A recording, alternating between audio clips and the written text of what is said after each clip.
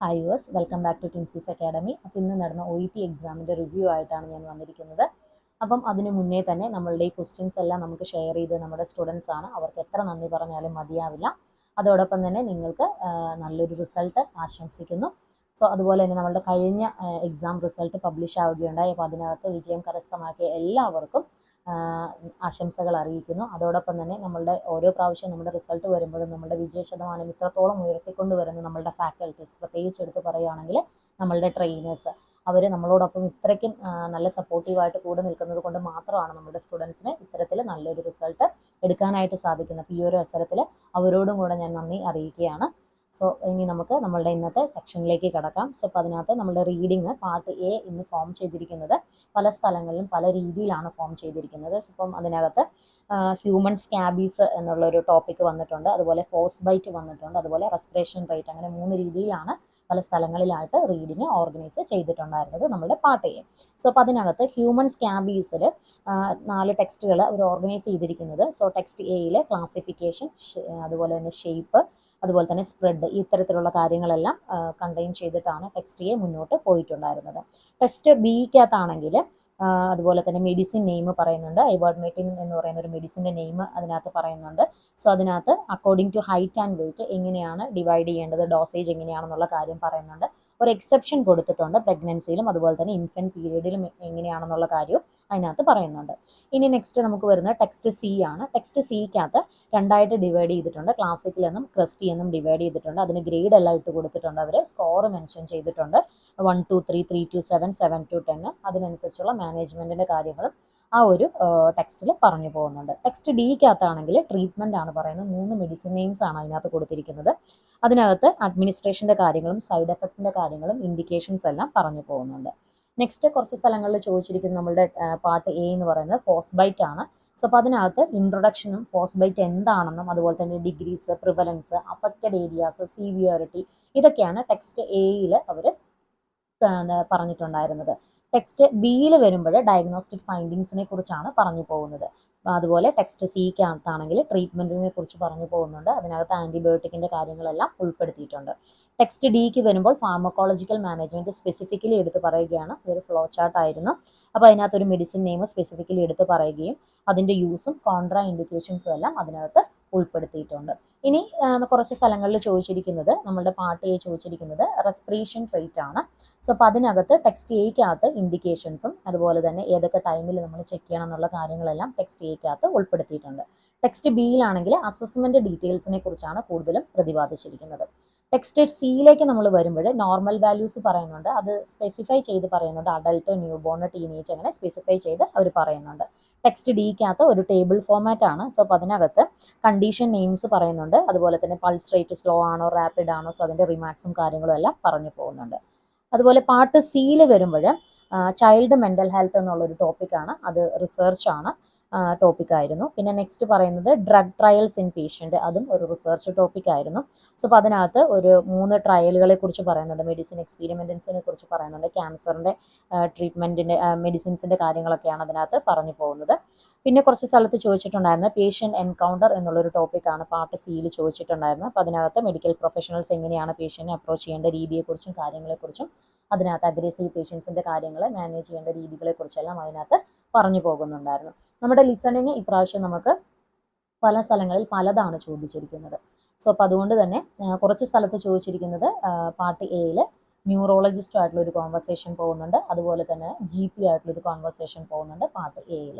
So അപ്പോൾ അതിൻ്റെ answers ആയിട്ട് നമ്മുടെ സ്റ്റുഡൻസ് ഷെയർ ചെയ്തിരിക്കുന്നത് ടിങ്ക്ലിംഗ് സെൻസേഷൻ, മസിൽ വീക്ക്നെസ്, അതുപോലെ തന്നെ strenuous exercises, opioid, breathlessness, asthma, steroid, അങ്ങനെയൊക്കെയാണ്.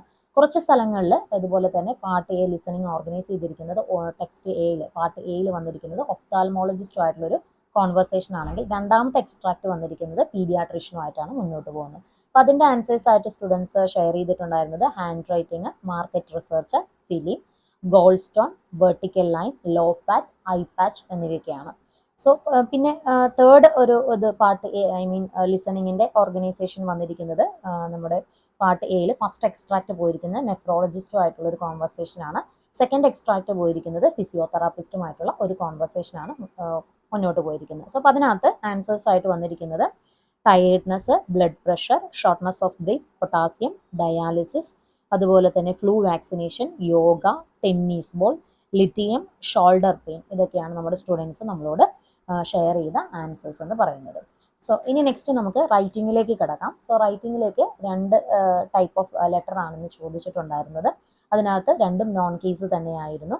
സോ അപ്പോൾ ഒന്നാമത്തെ റൈറ്റിങ്ങിൻ്റെ ടാസ്ക് എന്ന് പറയുന്നത് പേഷ്യൻ്റ് നെയിം ലീൻ എന്നാണ്, 82 years ഓൾഡ് ആണ്, പേഷ്യൻ്റ് വിഡോയാണ്. അപ്പോൾ പേഷ്യൻ്റ് പറയുകയാണ് 2 വർഷമായിട്ട് പേഷ്യൻ്റ് ഒരു ഡിസ്ട്രിക്ട് നഴ്സിൻ്റെ അണ്ടറിൽ കെയറിലായിരുന്നു.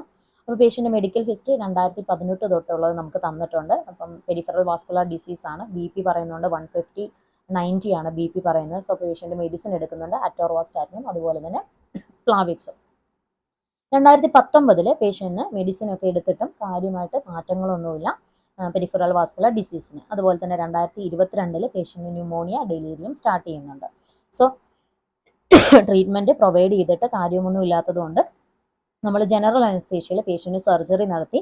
Post operatively patient mild confusion ഉണ്ട്. അതുപോലെ തന്നെ പേഷ്യൻറ്റിനോട് വാക്കിംഗ് ഒക്കെ കൂട്ടാനായിട്ട് പറയുന്നുണ്ട്, മൊബിലൈസേഷൻ പ്രൊവൈഡ് ചെയ്യുന്നുണ്ട്, കംപ്രഷൻ സ്റ്റോക്കിങ്സ് അപ്ലൈ ചെയ്യുന്നുണ്ട്. സോ ഇതിന് ശേഷം തിരിച്ച് നമ്മൾ ഈ പേഷ്യൻറ്റിനെ 2 വർഷമായിട്ട് നോക്കുന്ന ഡിസ്ട്രിക്ട് നഴ്സിൻ്റെ അടുത്ത് നമ്മൾ വീണ്ടും എന്ത് ചെയ്യുകയാണ്, റെഫർ ബാക്ക് കൊടുക്കുകയാണ്. അതായത് പേഷ്യൻറ്റിനെ വീണ്ടും നമ്മൾ റെഫർ ചെയ്യുവാണ് ഈ ഡിസ്ട്രിക്ട് നഴ്സിൻ്റെ അടുത്ത് ഫർദർ കെയറിന് വേണ്ടിയിട്ടും അതുപോലെ തന്നെ മാനേജ്മെൻറ്റിന് വേണ്ടിയിട്ടും. സോ അതൊരു നോൺ കേസ് ആയിട്ടാണ് ചോദിച്ചതെന്നാണ് പറഞ്ഞത്.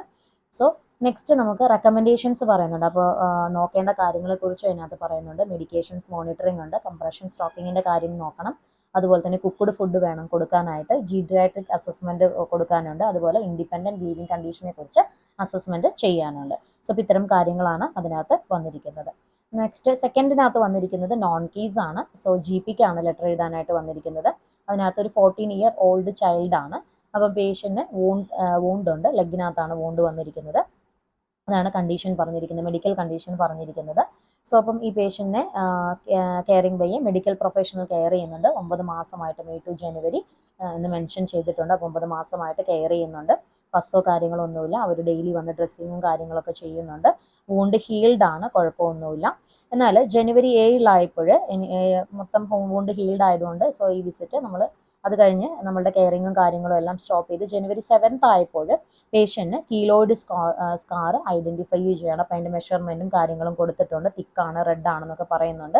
സോ അതോടുകൂടി നമ്മുടെ പേഷ്യൻ്റ് സെൽഫ് കോൺഫിഡൻസ് കുറയുകയാണ്. അപ്പോൾ അവർ അഡ്വൈസ് എടുക്കാനായിട്ട് നമ്മുടെ അടുത്ത് വരികയാണ്. അപ്പം അഡ്വൈസിനകത്ത് പറയുന്നത് അവരൊത്തിരി കോസ്മെറ്റിക് സർജറീസിനെ കുറിച്ചുള്ള അതിൻ്റെ ഓപ്ഷനെ കുറിച്ചെല്ലാം നമ്മളോട് ചോദിക്കുന്നുണ്ട്, ഡിസ്കസ് ചെയ്യുന്നുണ്ട്.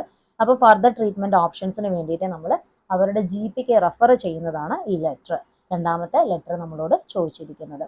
സോ നെക്സ്റ്റ് വരുന്നത് നിങ്ങൾക്ക് സ്പീക്കിങ്ങിൻ്റെ ടോപ്പിക്കുകളാണ്. സോ സ്പീക്കിങ്ങിൻ്റെ ടോപ്പിക് എന്ന് പറയുന്നത് ഒന്നാമത്തേതെന്ന് പറയുന്നത് ഔട്ട് പേഷ്യൻറ്റ് ക്ലിനിക്കാണ് പറയുന്നത്. സോ അപ്പോൾ അതിനകത്ത് പേഷ്യൻറ്റ് ഹെർണിയ റിപ്പയർ ആണ്. സോ അതിന് വേണ്ടിയിട്ട് വൂണ്ട് ഡ്രസ്സിങ് ഒക്കെ ഉണ്ട്. സോ വൂണ്ട് ഡ്രസ്സിങ് കഴിയുന്നു. അപ്പോൾ അതിനുശേഷം നമ്മൾ ഫൈൻഡ് ഔട്ട് റീസൺ എന്താണെന്നുള്ളതും സിംറ്റംസിനെ കുറിച്ചൊക്കെ നമുക്ക് ചോദിക്കാനുണ്ട്. അതോടൊപ്പം തന്നെ കെയർ ആൻഡ് മാനേജ്മെൻറ്റിനെ കുറിച്ച് നമുക്ക് അഡ്വൈസ് ചെയ്ത് കൊടുക്കാനുണ്ട്. സെക്കൻഡ് നിങ്ങളുടെ ഒരു സെറ്റിങ്സ് എന്ന് പറയുന്നത് ചൈൽഡ് കെയർ ക്ലിനിക് ആണ് പറഞ്ഞിരിക്കുന്നത്. അപ്പോൾ അവിടെ ഡിസ്ചാർജ് എഡ്യൂക്കേഷൻ ആണ്, ഫോളോയിങ് ഗ്രോമറ്റ് ഇൻസേർഷന് ശേഷമുള്ള ഡിസ്ചാർജ് എഡ്യൂക്കേഷൻ ആണ് കൊടുക്കാനുള്ളത്. തേർഡ് നിങ്ങളുടെ സ്പീക്കിംഗ് ടാസ്ക് ഓർഗനൈസ് ചെയ്തിട്ടുണ്ടായിരുന്നത് എമർജൻസി സെറ്റിങ്സ് ആണ്. സോ സ്നേക്ക് ബൈറ്റ് ആണ് നമുക്ക് കണ്ടീഷൻ വരുന്നത്. അപ്പം റീസൺ ഫോർ ദ വിസിറ്റ് നമുക്ക് ചോദിക്കാനുണ്ട്, സിവിയാരിറ്റി ഓഫ് ദ പെയിൻ ചോദിക്കാനുണ്ട്, type and appearance of snake അതിനകത്ത് വന്നിട്ടുണ്ട്. അതുപോലെ തന്നെ സിംറ്റംസ്, ഷോർട്ട്നെസ് ഓഫ് ബ്രീത്ത് ഉണ്ടോ, ബ്ലഡ് വിഷൻ ഉണ്ടോ, സോ അപ്പോൾ അതിനെക്കുറിച്ചൊക്കെ ചോദിക്കാനുണ്ട്. ആവശ്യമായ റീഅഷ്വറൻസ് കൊടുക്കാനുണ്ട്. അതുപോലെ തന്നെ പ്രത്യേകിച്ച് സിംറ്റംസ് എന്തെങ്കിലുമൊക്കെ വേഴ്സൺ ആവുകയാണെങ്കിൽ ഡോക്ടറെ വന്ന് കൺസൾട്ട് ചെയ്യേണ്ട കാര്യമൊക്കെ അതിനകത്ത് പറഞ്ഞു പോകുന്നുണ്ട്. സോ അടുത്തൊരു ടോപ്പിക്ക് വന്നിരിക്കുന്നത് ചൈൽഡ് ഗ്യാസ്ട്രിക് പ്രോബ്ലം ഉള്ള ഒരു ചൈൽഡിൻ്റെ കാര്യമാണ്. പാരൻസ് ഒത്തിരി കൺസേൺഡ് ആണ്, സ്ലീപ്പിംഗ് ഡിസ്റ്റർബൻസസ് ഒക്കെ ഉണ്ട് അവർക്ക്. അപ്പോൾ ഒത്തിരി കൺസേൺഡ് ആണ്. അപ്പോൾ ആ കൺസേൺസ് എല്ലാം അഡ്രസ്സ് ചെയ്യുകയും റീഅഷ്വറൻസ് കൊടുക്കുകയാണ് ചെയ്യുന്നത്. അപ്പോൾ പേഷ്യൻ്റെ ചൈൽഡിൻ്റെ കണ്ടീഷൻ എന്താണെന്നുള്ളത് എക്സ്പ്ലെയിൻ ചെയ്യാനായിട്ട് അതിനകത്ത് പറയുന്നുണ്ട്. അതോടൊപ്പം തന്നെ പ്രോപ്പർ അഡ്വൈസ്, ഫീഡിങ്ങിനെ കുറിച്ചുള്ള കാര്യങ്ങൾ പറഞ്ഞു കൊടുക്കണം, ഫീഡിങ്ങിന് ശേഷം പ്രോപ്പറായിട്ട് ബർപ്പിംഗ് ചെയ്യണം എന്നുള്ള കാര്യങ്ങളും സ്ലീപ്പ് മാനേജ്മെൻറ്റിനെ കുറിച്ചുള്ള കാര്യങ്ങളും എല്ലാം അതിനകത്ത് പറഞ്ഞു പോകുന്നുണ്ട്. നെക്സ്റ്റ് വന്നിരിക്കുന്നത് അത്ലറ്റിക് ഫുഡാണ്. സോ അപ്പോൾ അതിനകത്ത് നമ്മൾ റീസൺ ഫൈൻഡ് ഔട്ട് ചെയ്യണം. അതുപോലെ തന്നെ റീഅക്കറൻസ് ഉണ്ടാകാനുള്ള ചാൻസിനെ കുറിച്ച് പറഞ്ഞു കൊടുക്കണം. അതുപോലെ തന്നെ കണ്ടിന്യൂയിങ് മാനേജ്മെൻറ്റ് അതുകൊണ്ട് ആവശ്യമാണെന്നുള്ള കാര്യം നമ്മളൊന്ന് സ്ട്രെസ് ചെയ്ത് പറയാനുണ്ട്. അതുപോലെ പേഷ്യൻറ്റ് സ്വിമ്മിങ് ഹാബിറ്റ് ഉള്ളതാണ്. അപ്പോൾ അതുകൊണ്ട് തന്നെ ട്രൈ നോട്ട് ടു വെറ്റ് എന്നുള്ളൊരു കാര്യം നമുക്ക് പറയാനുണ്ട്, അല്ലെ വെറ്റ് ആവരുത് എന്നുള്ളൊരു കാര്യം പറയാനുണ്ട്. അതോടൊപ്പം മെഡിസിൻസിൻ്റെ കാര്യങ്ങളും ലോഷൻ യൂസ് ചെയ്യേണ്ട കാര്യങ്ങളും എല്ലാം നമുക്ക് പറഞ്ഞു പോകുന്നുണ്ട്. നെക്സ്റ്റ് വന്നിരിക്കുന്നത് സ്മോക്കിംഗ് സെസേഷൻ ആണ്. സോ സ്മോക്കിംഗ് സെസേഷനകത്ത് സെറ്റിങ്സ് കമ്മ്യൂണിറ്റി ഹെൽത്ത് സെൻ്റർ ആണ് പറഞ്ഞിരിക്കുന്നത്.